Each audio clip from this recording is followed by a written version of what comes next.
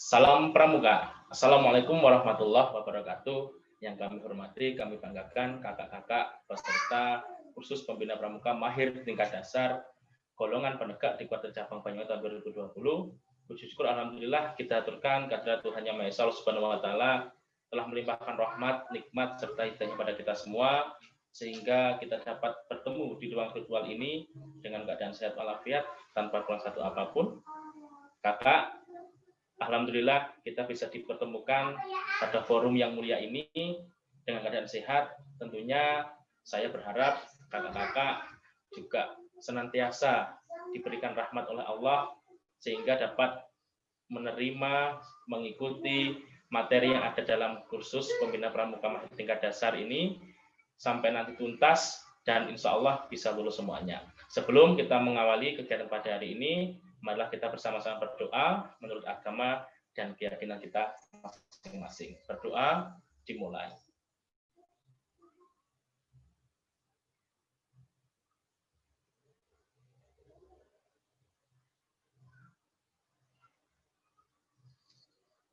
Selesai. Baik kakak-kakak, materi kita pada hari ini yaitu kita akan belajar tentang metode membina pramuka penegak. Sebelumnya, seperti pepatah mengatakan, tak kenal maka tak sayang. Sebelum kita mengawali kegiatan pada hari ini, sebelum kita masuk ke materi yang pertama ini, yaitu metode membina pramuka penegak, alangkah baiknya kita berkenalan terlebih dahulu. Nama saya adalah Nanang Kuswoyo, saya berasal dari Pertiran Tingsrono, kebetulan juga tergabung di dalam Korps pelatih uji kacap macan putih pada cabang Banyuwangi. Nah, demikian sekilas perkenalan dari saya. Langsung saja kakak, kita untuk belajar tentang metode membina pramuka penegak.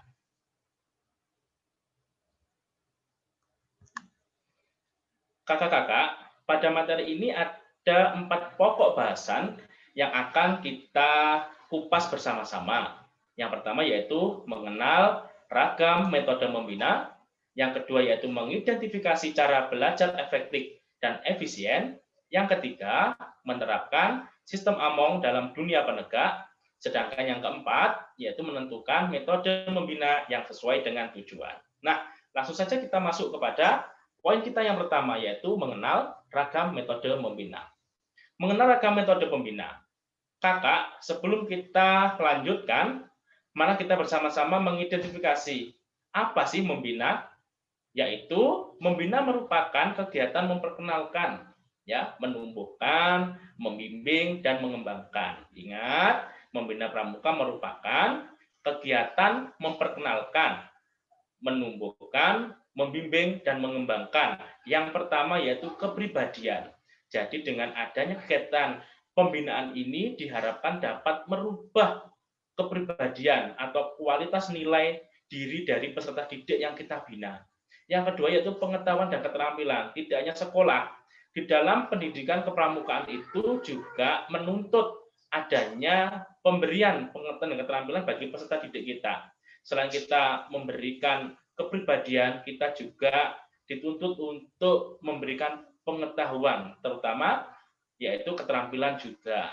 Yang berikutnya yaitu minat, keinginan, bakat, serta kemampuan peserta didik kita sehingga menjadi manusia yang kreatif, inovatif, pelopor, dan mandiri. Nah, muara dari kegiatan pembinaan pramuka yang kita lakukan kepada didik kita itu, yang terakhir yaitu menumbuhkan atau mengembangkan minat, kemudian mengembangkan keinginan, kemudian memupuk bakatnya, serta kemampuan peserta didik kita sehingga menjadi manusia. Ingat, menjadi manusia yang kreatif, kemudian inovatif, ya, suka dengan pembaruan, pelopor, dan mandiri. Nah, di dalam kepramukaan ini, dari dulu sudah kita ketahui bahwa dalam pramuka ini kita mengajarkan kreatif jelas, kemudian inovatif, suka dengan hal-hal yang baru, menciptakan ide-ide baru. Pelopor, pramuka itu sebagai pelopor, kita semakin selalu di depan. Dalam hal apapun kita semakin di depan. Pembentukan karakter, jauh sebelum ada program pemerintah untuk pembentukan karakter, di dalam pramuka sudah ada pendidikan karakter sejak pertama kali pramuka ada. Kemudian yaitu mandiri. Di dalam pramuka itu kita diajarkan untuk mandiri, mulai dari siaga, kemudian penggalang, penegak, juga pandega. Bahkan sampai pembina pun kita juga mengutamakan yang namanya kemandirian, begitu Kakak. Yang selanjutnya yaitu untuk dapat membina dengan baik, maka seorang harus mengenal. Ya, saya ulangi lagi, untuk dapat membina dengan baik, maka seseorang harus mengenal, mengerti dan memahami dengan benar. Ya, apa saja itu? Yang pertama, siapa yang kita bina?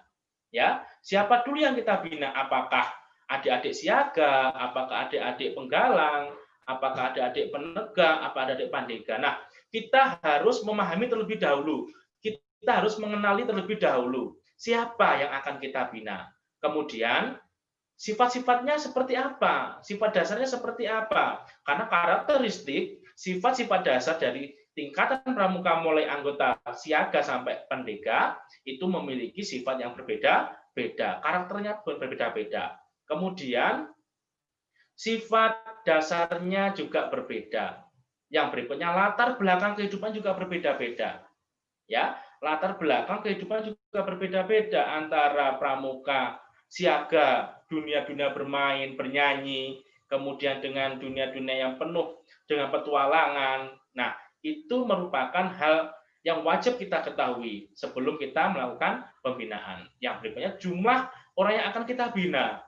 Ya, berapa banyak pramuka atau anggota pramuka kita yang akan kita bina, berapa laki-lakinya, berapa ambalan dalam penegak yang akan kita bina. Itu merupakan porsi yang harus kita pahami di awal ini. Sebelum kita membina, maka siapa yang kita bina, kemudian sifatnya seperti apa, latar belakangnya bagaimana, kemudian jumlahnya secara kuantitas seperti apa, banyaknya berapa. Nah, itu merupakan modal awal sebelum kita melakukan pembinaan kepada peserta didik. Next. Selanjutnya, ada beberapa metode, Kakak, karena tadi kita membahas tentang metode dalam kepramukaan atau dalam pembinaan pramuka, ada beberapa metode yang dapat kita terapkan ya di dalam kegiatan pembinaan pramuka agar kegiatan tidak monoton dan lebih bervariasi. Sama Kakak, sebenarnya dengan kita mengajar ya bagi kita yang profesi sebagai seorang pengajar atau pendidik, mengajar pramuka atau membina pramuka itu sama halnya dengan kita melakukan pembelajaran dengan siswa kita sehari-hari. Ya, perlu adanya variasi, kemudian adanya metode-metode yang berganti-ganti sesuai dengan tujuan pembelajaran kita, sesuai dengan karakteristik siswa yang kita ajar. Nah, di dalam pramuka juga seperti itu. Perlu adanya pengembangan metode yang dapat kita terapkan guna untuk menjadikan kegiatan kita lebih bervariatif, kemudian tidak monoton, tidak membosankan. Nah, ada beberapa metode-metode yang dapat kita sajikan atau kita terapkan sesuai dengan tingkat pramuka yang akan kita bina. Baik siaga, kemudian penggalang, penegak, dan pandega itu saya yakin kita juga ketahui bersama. Contohnya di dalam sekolah, ya. Di dalam sekolah itu cara mengajar kelas 1, kelas 2, atau kelas rendah, 1, 2, 3 dengan kelas 4, 5, 6 juga akan berbeda-beda. Perlakuannya juga berbeda-beda. Maka dari itu, di dalam pembinaan pramuka juga seperti itu, ya. Metode yang kita gunakan juga akan berbeda-beda sesuai dengan tingkat usianya atau tingkat golongannya. Nah, mari kita kupas satu persatu, ya. Jangan lupa dicatat. Oke, yang pertama yaitu metode cerita. Metode cerita ini adalah memiliki tujuan. Yang pertama yaitu peserta didik bersemangat melaksanakan kegiatan, maka kegiatan itu harus dibungkus dengan cerita. Cerita disajikan jangan terlalu fantastis atau cerita-cerita khayal. Cukup masuk akal berkaitan dengan cerita rakyat dan kepahlawanan. Nah, biasanya metode cerita ini paling tepat kita gunakan untuk adik-adik tingkat siaga dan tingkat penggalang, ya. Rasa ingin tahunya tinggi, kemudian cerita-ceritanya tidak cerita-cerita yang terlalu fiktif, ya. Kita cerita yang masuk akal, kemudian bisa dicerna dan diterima oleh adik didik kita di tingkat penggalang dan siaga. Biasanya paling senang itu adik-adik siaga dan penggalang itu tentang cerita rakyat, legenda, kemudian juga cerita-cerita yang berbau patriotisme atau kepahlawanan. Nah, itu dikemas di dalam metode cerita. Yang kedua yaitu metode pemecahan masalah, misalnya dengan pemberian surat candi atau teka-teki. Nah, biasanya metode pemecahan masalah ini dapat kita terapkan di pramuka, penggalang, penegak juga pandega. Kita biasanya menggunakan sandi-sandi di dalam pembelajaran atau pembinaannya. Kita selingi dengan pemecahan masalah seperti itu. Kemudian juga mungkin bisa pemecahan masalah dengan cara diskusi atau bermusyawarah seperti itu.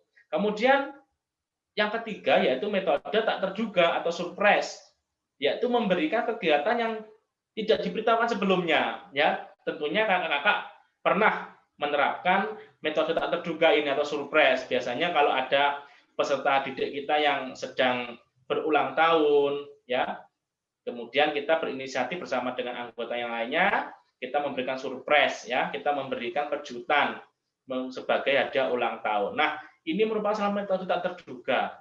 Kemudian mungkin di dalam pengujian SKU ada beberapa poin SKU yang bisa kita gunakan metode tak terduga ini. Semisal salah satu SKU yang ada di dalam penegak itu katakanlah indikatornya ini. Kemudian kita membuat suatu permainan. Setelah permainan itu, tetapi dalam permainan itu ternyata ada unsur-unsur ujian, ya, ujian untuk kecakapan, ya, ataupun ujian dalam penemuan SKU.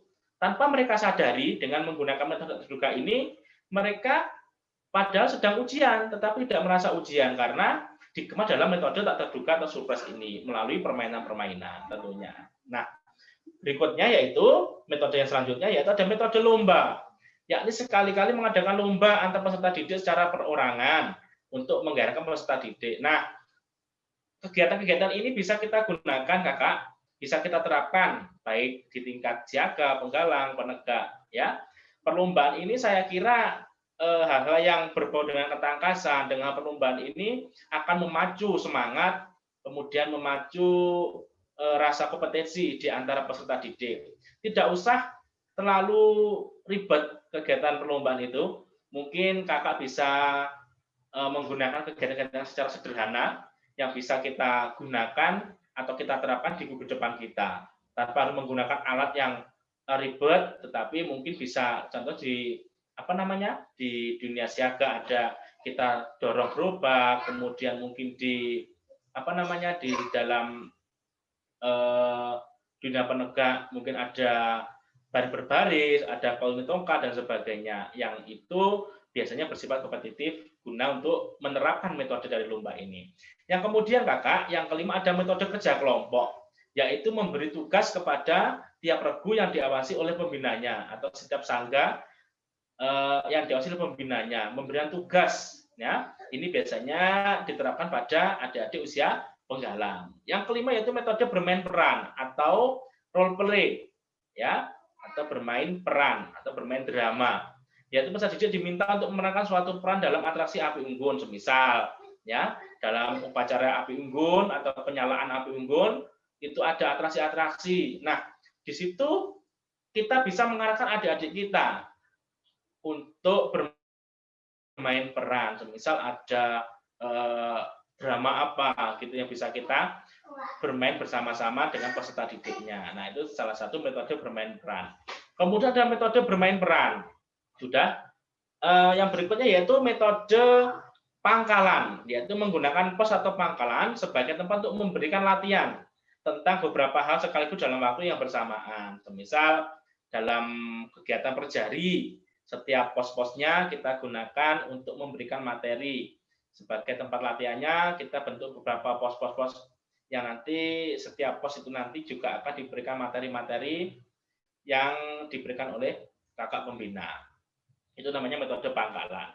Kemudian ada metode belajar sambil melakukan, ya, yaitu peserta didik diberi latihan sekaligus mempraktekkan, misalnya tali temali kakak, ya, kemudian ada simapur, kemudian ada LKBB, ya, lomba ketangkasan dan baris berbaris. Itu merupakan contoh-contoh kegiatan yang bisa kita gunakan untuk menerapkan metode belajar sambil melakukan, ya. Selain meningkatkan kompetensi di antara peserta didik, kita juga bisa langsung ya memberikan penilaian terkait apa yang kita berikan pada saat memberikan materi. Kira-kira sejauh mana daya serap materi yang kita berikan kepada peserta didik kita.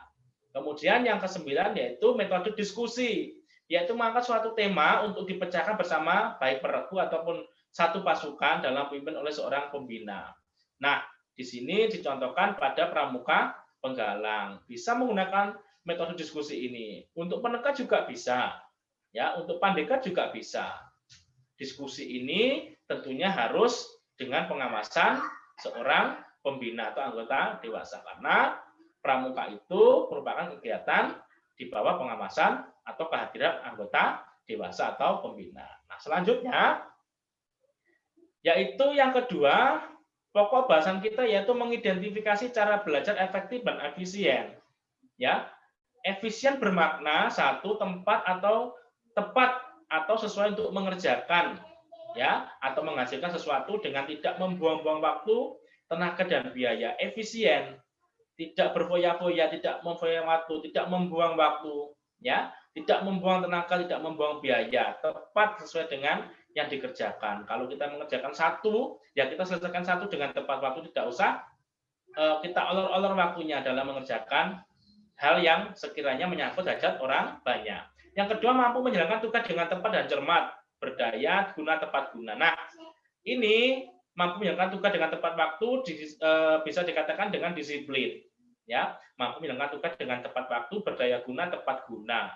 Jadi segala sesuatu itu yang kita kerjakan hendaknya memiliki manfaat, ya, memiliki kegunaan. Kemudian efektif bermakna satu, ada efeknya, ada akibatnya, ada pengaruh, ada kesannya. Ya, segala sesuatu yang kita lakukan itu hendaknya ada akibatnya, kemudian ada pengaruhnya, ada kesannya di dalam hal apapun itu. Kemudian manjur atau mujarab, intinya kegiatan itu bisa memberikan hasil yang efektif, ya, yang manjur dan mujarab, katanya seperti itu. Kemudian berhasil guna dalam usaha dan tindakan. Nah, itu merupakan identifikasi atau pengertian dari belajar efektif ataupun kata efektif dan efisien. Selanjutnya, 3 langkah cara belajar efektif dan efisien. Ya, di sini karena pokok kita ada materi cara belajar yang efektif dan efisien, ada 3 langkah. Yang pertama yaitu memilih metode mengajar sesuai kebutuhan peserta didik. Nah, hal ini tentunya sangat penting sekali. Di dalam suksesnya kita memberikan pengajaran waktu di sekolah, memberikan metode saat kita memberikan pelatihan maupun pembinaan pramuka, maka memilih metode mengajar sesuai merupakan hal mutlak yang harus kita lakukan. Ya, memilih metode mengajar yang sesuai merupakan kebutuhan sesuai dengan kebutuhan peserta didik kita. Metode dapat kita artikan dengan cara menyampaikan materi kepada peserta didik. Oleh sebab itu, cara yang dipilih sesuai dengan peserta didik kita. Metode yang akan kita gunakan untuk membina atau mengajar siaga, kemudian mengajar penggalang, mengajar penegak dan pandega tentunya berbeda-beda sesuai dengan porsinya masing-masing tingkatan. Dalam hal ini, karakter dan kemampuan peserta didik harus kita perhatikan. Bagaimana seorang pembina pastilah mengerti bagaimana cara menerapkan metode yang sesuai, ya. Metode yang sesuai itu yang bagaimana, kemudian semisal kita menerapkan ini sesuai apa tidak, itu yang bisa mengukur adalah diri kita sendiri sebagai seorang pembina. Oh, semisal peserta didik kita kalau saya mengajar materi ini, kemudian saya menggunakan metode ini kira-kira sesuai apa tidak. Nah, itu yang bisa mengukur adalah pembina sendiri, karena yang tahu ataupun belum sesuainya metode untuk diterapkan pada peserta didik itu hanyalah seorang pembina. Maka dari itu pembina memiliki peran penting dalam suksesnya pemberian materi atau mengajar pramuka di dalam gugus depan. Selanjutnya, yang kedua yaitu penataan bahan dan media latihan. Jadi kakak, di dalam membina pramuka itu sama dengan kita mengajar di sekolah, seperti saya sampaikan tadi. Kita butuh media, kita butuh bahannya, ya. Bagaimana kita bisa memanfaatkan media-media atau bahan-bahan yang ada di sekitar kita untuk apa tujuannya, yaitu untuk memperjelas tujuan dari apa yang akan kita sampaikan kepada peserta didik. Ya. Kemudian materi perlu ditata dan diatur sedemikian rupa. Makanya sebelum membina kita harus memiliki rencana membina. Mungkin di dalam kegiatan belajar mengajar di sekolah itu ada namanya RPP, ya, rencana pembelajaran. Tetapi di dalam pramuka ada namanya rencana membina. Rencana membina itu kita ambil dari prodik, ya, atau program latihan yang telah kita susun di dalam gugus depan, maka kita bisa tuangkan di dalam rencana membina. Ya, di rencana membina itu sudah ada indikator-indikatornya, kemudian metode apa yang akan kita gunakan, kemudian media apa saja yang akan kita gunakan. Nah, maka dari itu seorang pembina tidak akan kehabisan materi, ya. Kalau kita kupas saja dalam SKU itu tidak habis dalam 1 tahun, ya, maka sangat disayangkan sekali, aneh sekali kalau ada seorang pembina wah kehabisan materi. Nah, bagaimana cara penataannya? Ya, bagaimana cara penyampaian kok bisa habis? Nah, maka dari itu sebagai seorang pembina hendaknya harus benar-benar mengetahui rencananya sesuai dengan program latihan sudah kita susun. Selanjutnya, membangun komunikasi yang baik, Kakak. Hal ini tak kalah penting, ya. Kalau sudah ada penyiapan materi dan sebagainya tadi, maka yang paling penting adalah melakukan komunikasi dengan peserta didik kita, ya. Dalam upaya mengajar efektif dan efisien itu, yang tidak kalah penting adalah membangun komunikasi dengan pihak-pihak yang terkait. Semisal kalau dalam buku depan komunikasi kita dengan Mafigus, dengan pembina yang lain. Di dalam pembinaan pramuka, komunikasi seorang pembina, ya, kita sebagai pembina dengan peserta didik kita. Ya, maka komunikasi yang baik ditandai dengan adanya interaksi, Kakak. Interaksi hubungan timbal balik antara pembina dengan peserta didiknya. Kemudian hal itu bisa harmonis, ya, selama kegiatan berlangsung. Jadi tanda-tandanya komunikasi yang baik itu terjalin hubungannya harmonis antara pembina dengan peserta didiknya. Banyak sekali dulu kita jumpai kenapa adik didik kita kok semakin hari semakin merosot minat di pramukanya. Mungkin karena satu faktornya, ya, karena pembinanya kurang berkomunikasi, kurang interaktif, ya, kurang menerapkan metode dalam pembinaannya, kemudian monoton, itu saja. Nah, hal-hal seperti itu yang dapat mengakibatkan merosotnya minat generasi muda di dalam pramuka. Kemudian peserta didik di sini bebas dari rasa tekanan. Seorang adik didik kita itu biasanya akan mencerminkan dari apa yang dilakukan oleh kakak pembinanya.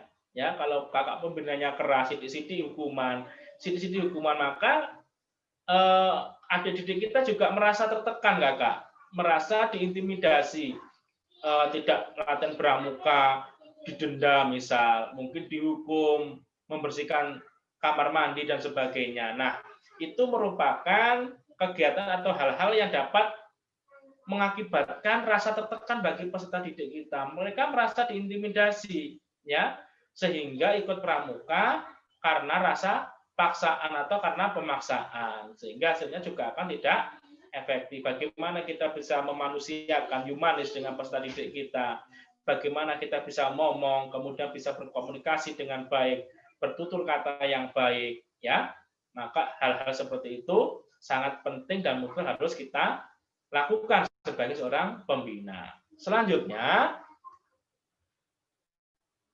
menerapkan sistem AMONG dalam dunia penegak. Ini yang ketiga, yaitu menerapkan sistem AMONG dalam dunia penegak. AMONG dalam bahasa Jawa bisa kita istilahkan dengan cara momong, ya, momong, kemudian AMONG, mengasuh, merawat, dan sebagainya. Itu sistem AMONG. Sistem AMONG ini merupakan buah pemikiran dari Ki Hajar Dewantara yang kita ajarkan, yang kita adopsi di dalam dunia pramuka. Sistem AMONG ini merupakan sistem yang sangat-sangat kita junjung tinggi, wajib kita terapkan di dalam dunia pramuka. Nah, di dalam dunia penegak ini sistem AMONG memiliki peranan, ya. Hubungan pembina pramuka dengan peserta didik merupakan hubungan yang sangat khas, yaitu setiap pembina wajib memperhatikan perkembangan mitra didiknya secara pribadi agar perhatian terhadap pembinaannya dapat dilaksanakan sesuai dengan tujuan kepramukaan. Nah, setiap peserta didik wajib memperhatikan perkembangan, Kakak, ya. Memperhatikan perkembangan peserta didiknya. Kita harus tahu satu persatu progres perkembangan dari masing-masing adik didik kita, si A seperti ini, si B seperti ini, ya. Apalagi sekarang sudah ada penilaian terhadap pramuka yang nantinya masuk dalam rapor di dalam kurikulum 2013 ini, bahwasanya pramuka salah satu istra wajib di mana penilaiannya juga harus jeli, tidak hanya syukur memberikan nilai A, B, D, dan D, dan sebagainya, namun bagaimana kita perlu tahu secara pasti perkembangan mitra kita, yaitu peserta didik, di dalam progres perkembangan di dalam gugus depan kita.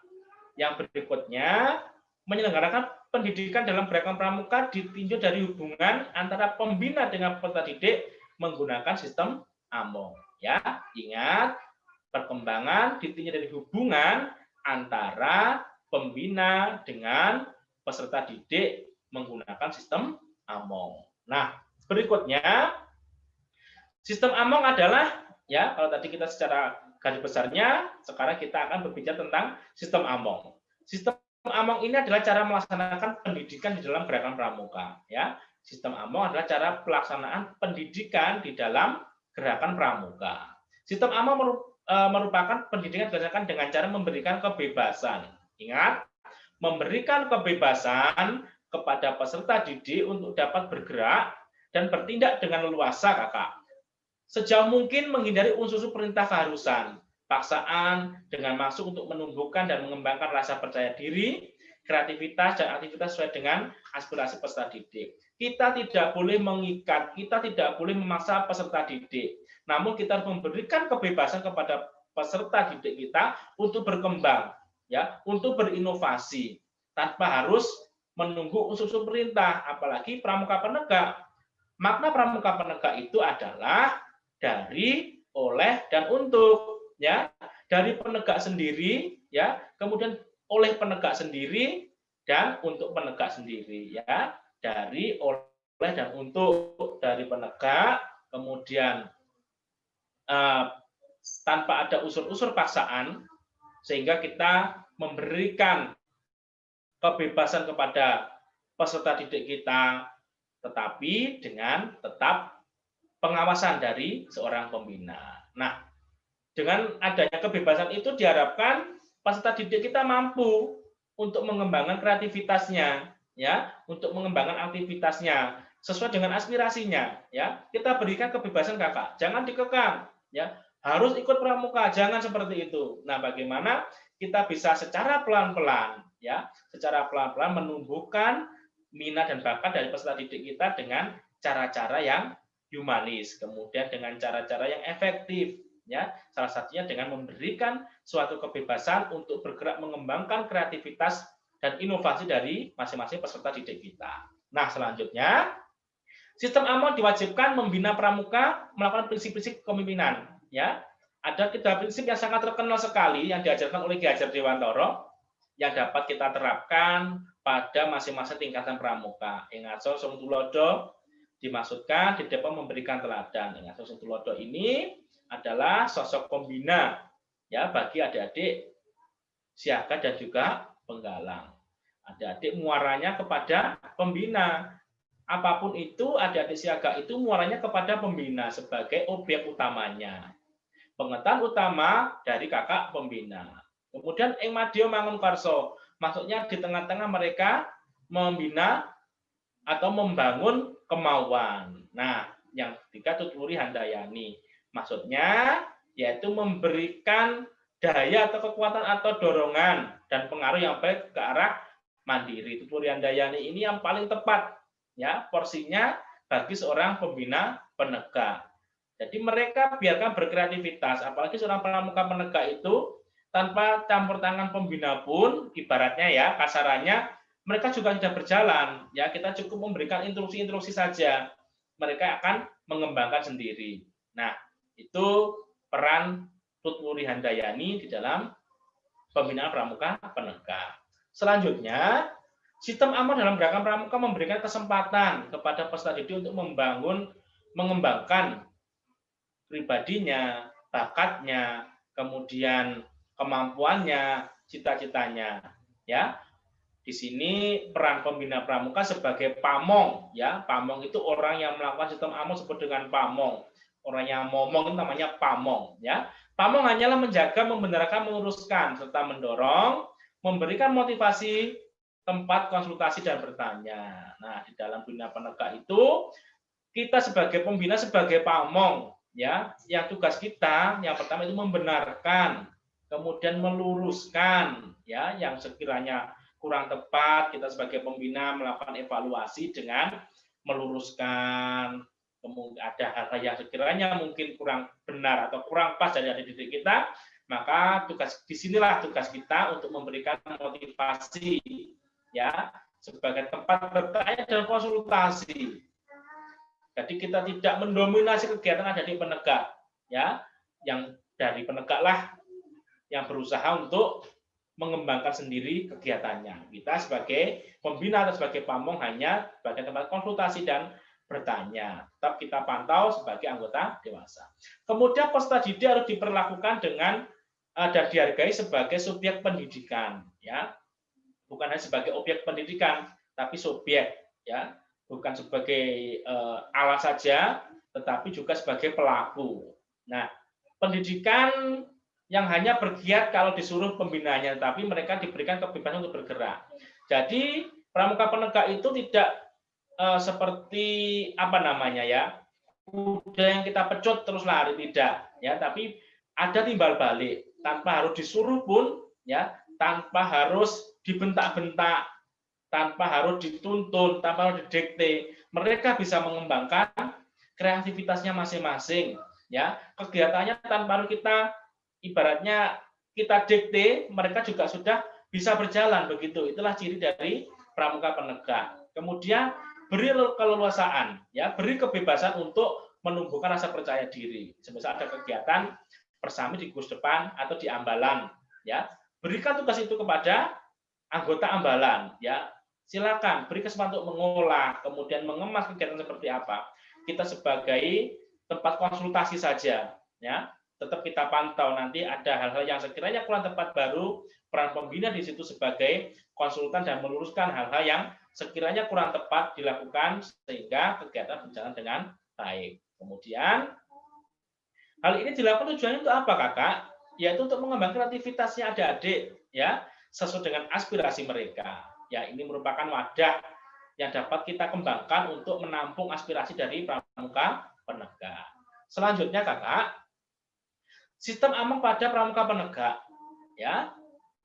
Pramuka penegak sudah memulai memasuki masa sosial dan berusaha mencari identitas jati diri. Ini merupakan karakteristik atau ciri, ya, ciri dari pramuka penegak. Yang pertama sudah mulai memasuki masa sosial dan berusaha mencari identitas atau jati diri. Mungkin pada materi mengenal dunia penegak sudah dijelaskan dengan gamblang terkait dengan ciri-ciri dari pramuka penegak. Mereka tingkat stabilan emosinya belum mantap, kemudian mudah terprovokasi dan mudah berubah. Itu merupakan ciri dari pramuka penegak. Mudah emosi, kemudian labil, kemudian mudah terprovokasi dan mudah berubah. Makanya banyak tawuran-tawuran dilakukan oleh anak-anak usia penegak atau anak-anak SMA. Karena kenapa? Pola pikirnya mereka masih belum mantap, masih belum matang. Suka terprovokasi, ya, sukanya masih hura-hura. Kemudian masih dalam istilahnya orang Jawa masih grubyuk rono, grubyuk rene, ya. Apabila ada hal-hal yang sekiranya belum jelas kebenarannya, mereka langsung hantam saja. Nah, itu merupakan ciri-ciri dari pramuka penegak. Nah, di sini kita harus memfilter bagaimana peran pembina di sini dalam pramuka penegak ini mampu menumbuhkan karakter-karakter yang baik bagi peserta didik kita. Yang selanjutnya yaitu sistem among pada pramuka penegak. Yang kedua itu pramuka penegak juga menyukai kenyataan yang menjunjung tinggi realitas. Kemudian memiliki kemauan yang kuat dan sulit dicegah, agresif, ya, senang menyelesaikan persoalan dengan cepat, yang kadang-kadang menggunakan kekuatan fisik mereka, ya. Wes tidak tahu maksudnya kemudian langsung hantam, langsung gas, ya, tanpa mau menelusuri akar permasalahannya. Gerusa-gerusu, ya. Seperti itu merupakan karakter dari pramuka penegak. Ya, agresif, kemudian sensitif, singgol sedikit langsung tawuran. Nah, kekuatan fisik yang mereka utamakan tanpa menggunakan akalnya, karena karakternya seperti itu dari pramuka penegak. Yang selanjutnya, pada golongan penegak ini pembina mengambil peran sebagai pamong. Ya, terkadang di dalam dunia penegak itu kita juga bisa berperan sebagai orang tua, kemudian juga bisa berperan sebagai kakak, ya, harus siap-siap, mungkin ada sebagai tempat curhat, kemudian tempat berkeluh kesah. Nah, itu dunia penegak seperti itu. Mungkin karena yang diceritakan sudah masalah pribadi, biasa seperti itu. Karena karakternya lagi yaitu terkait sama jenis, kemudian mudah merasa minder, biasanya seperti itu. Maka kehadiran kita sebagai teman, ya, pembina pramuka sebagai teman sangat diutamakan di sini. Kadang-kadang kita juga berperan sebagai orang tua, ya, yang memberikan kelulusan dalam mengamalkan satya dan dharma untuk beraktivitas dan berkreasi. Ya, kita seperti tadi kita hanya tuturi antaying saja. Kemudian pada golongan pramuka penegak, pembina mengambil peran sebagai pamong, ya. Kemudian tanpa kenapa saya terus 2 kali? Ini merupakan penekanan, ya, penekanan kakak, bahwa golongan penegak itu pembina mengambil peran sebagai pamong kakak, ya, sebagai pamong dengan sikap memberikan keleluasaan, ya, memberikan keleluasaan, kemudian penegak dalam mengamalkan satya dan dharma pramuka sehingga bisa beraktivitas dan berkreasi sesuai dengan minat dan bakatnya dari pramuka penegak. Selanjutnya kakak, materi kita yang terakhir, ya, sub pokok bahasan kita yang terakhir yaitu menentukan metode membina sesuai dengan tujuan. Ya, di sini dijelaskan peserta didik dibina sesuai dengan minatnya untuk bekal, mengabdi dan berkarya melalui proses yang pertama, learning by doing, belajar sambil bekerja, ya, atau belajar sambil melakukan. Kemudian yang kedua, learning by teaching, bekerja sambil mengajar. Yang ketiga, learning to live together, yaitu belajar untuk bisa hidup bersama. Yang keempat, learning to earn, yaitu belajar mencari penghasilan. Nah, kemudian ada earning to live, yaitu penghasilan untuk hidup.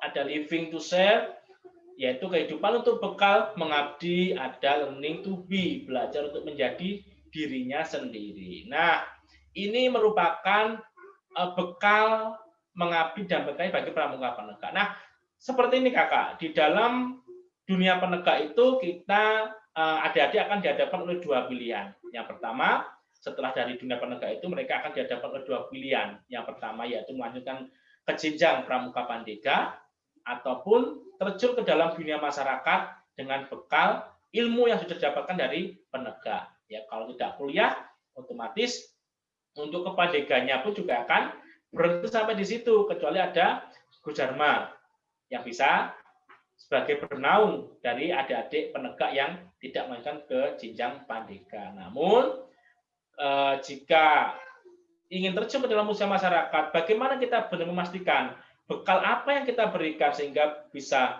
bermanfaat, ya, bagi adik didik kita setelah nanti selesai di dalam pramuka penegak. Selanjutnya kakak, melalui pendidikan kepramukaan, peserta didik kita siapkan menjadi kader bangsa yang bermoral Pancasila, yang memiliki sikap dan moral Pancasila, kemudian keterampilan manajerial, kemudian keterampilan kepramukaan, dan keterampilan teknologi. Ya, kita akan jelaskan satu persatu. Sikap dan moral Pancasila dengan cara melatihkan penghayatan dan pengamalan kode kehormatan pramuka.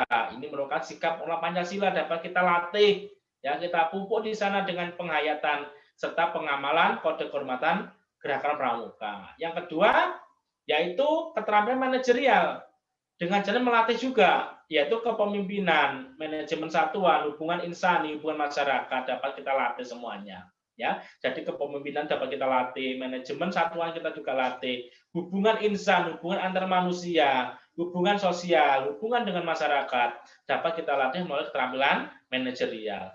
Kemudian juga keterampilan kepramukaan, ya, dengan cara melatih, melatihkan, memberikan pengamalan tentang bertahan hidup, survival, kemudian pengembaraan, pengabdian. Karena ciri dari pramuka penegak itu satu lagi yaitu suka berpetualang, ya, suka pengembaraan, suka pengabdian. Maka kegiatannya ada kegiatan wirakarya, kemudian ada kegiatan pengembaraan, ya, yang tujuannya bagaimana menarik, ya, karena karakternya adik-adik penegak itu memang suka dengan survival, dengan penjelajahan, dengan pengembaraan, ya, dengan pengabdian kepada masyarakat. Kemudian keterampilan teknologi dapat kita juga latih melalui apa? Kegiatan kewirausahaan. Maka bagaimana kita pramuka juga sebagai agen untuk mencetak para wirausahawan, ya, yang sukses dengan cara-cara ala pramuka begitu. Banyak sekali tokoh-tokoh yang dari pramuka yang sukses sebagai seorang pengusaha. Karena kenapa? Di dalam pramuka ini dapat kita katakan sebagai paket komplit. Kita diajarkan pengetahuan, diajarkan keterampilan, diajarkan seni, kemudian diajarkan kesehatan olahraga, kemudian diajarkan cinta alam, dan diajarkan kewirausahaan. Bagaimana pramuka itu tidak hanya baris berbaris, tidak hanya tepuk-tepuk, tidak hanya bernyanyi, ya. Khususnya pramuka penegak dan pandega bagaimana diajarkan wirausaha, ya. Misal contoh kecil mengubah sampah menjadi daur ulang, menjadi barang-barang yang memiliki nilai ekonomis. Kemudian melalui teknologi tepat guna dapat menciptakan hal baru yang dapat menghasilkan nilai ekonomis yang tinggi. Nah, hal-hal seperti itu merupakan keterampilan teknologi yang muaranya nanti dapat melatih seorang anggota pramuka menjadi seorang wirausaha, ya, memiliki kemampuan kewirausahaan. Nah, selanjutnya kegiatan membina dan disusun bersama peserta didik dengan memperhatikan 3 pilar yang merupakan sokok guru. Nah, jadi kegiatan pembinaan pramuka itu tidak melulu bermuara kepada pembina, Kakak. Namun ada kalanya kegiatan pramuka itu juga berasal dari inisiatif, dari usulan masing-masing peserta didik kita. Kalau dalam dunia penegak dan pandega, kegiatan kepramukaan itu bagaimana bisa mereka susun sendiri, ya. Kemudian kita hanya mengevaluasi, mungkin ini yang perlu kita lakukan, kemudian bisa dilakukan, bisa tidak. Oh, mungkin ini perlu perbaikan. Semuanya akan berasal dari pramuka penegak itu sendiri. Ada 3 pilar sokok guru kepramukaan.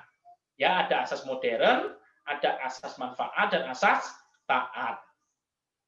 Asas modern, kegiatan kepramukaan hendaknya menyesuaikan dengan perkembangan zaman, selalu bervariasi dan baru sehingga tidak membosankan. Nah, ini yang harus kita, ataupun hal dasar yang utama perlu kita lakukan, yaitu menyesuaikan dengan perkembangan zaman. Contohnya apa? Kalau dulu kegiatannya jambore katakanlah, atau remuna, ya, pertemuan-pertemuan pramuka lingkup besar hanya dapat kita lakukan secara berkemah. Namun selain berkemah, dengan perkembangan teknologi kita juga bisa jambore melalui internet, jambore melalui radio. Nah, itu merupakan contoh perkembangan zaman.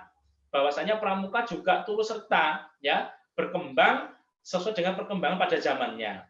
Selalu bervariasi dengan hal-hal baru, ya. Sangat banyak sekali variasi-variasi yang pembaruan inovasi yang dilakukan oleh dunia pramuka, sehingga bagaimana pramuka ini diciptakan atau dituntut tidak membosankan bagi mereka yang ikut di dalam dunia pramuka. Yang keduanya, Kakak, ada asas manfaat. Asas manfaat ini kegiatan kepramukaan hendaknya disesuaikan dengan minat dan kebutuhan peserta didik, masyarakat dan lingkungannya. Nah, ini yang utama. Kegiatan kepramukaan itu harus disesuaikan dengan minat dan kebutuhan peserta didik. Ya, apa peserta didik yang dibutuhkan, ya, apa yang diperlukan peserta didik itu. Kalau peserta didik seperti ini, nanti kita akan berikan ini, ya. Latar belakang peserta didik seperti ini, kita memberikan ini. Nah, itu harus benar-benar kita perhatikan, ya. Harus sesuai dengan perkembangan peserta didik, dengan kebutuhan peserta didik kita, yang semuanya akan balance dan sesuai dengan kebutuhan masyarakat dan lingkungannya, ya. Kemudian asas taat. Asas taat ini, kegiatan kepramukaan hendaknya menjadi media untuk mendidik pelaksana atau pengamal kode kehormatan pramuka. Ya, asas taat kegiatan pramuka hendaknya menjadi media untuk mendidik pelaksana dan mengamalkan kode kehormatan pramuka. Nah, kakak itu.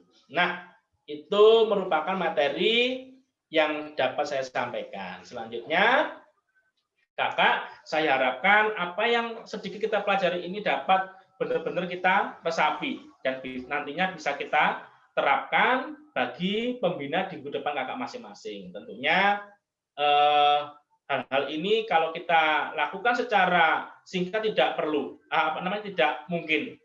Namun secara pelan-pelan, secara bertahap, pengembangan itu dapat kita lakukan. Apalagi kita setelah KMD dituntut untuk menjadi pembina pramuka yang handal, ya, tidak hanya secara materi, namun juga secara pribadi kita dituntut untuk menjadi pembina yang mampu mengakomodir kebutuhan dari peserta didik kita. Nah, kakak, itu yang dapat saya sampaikan pada kesempatan ini.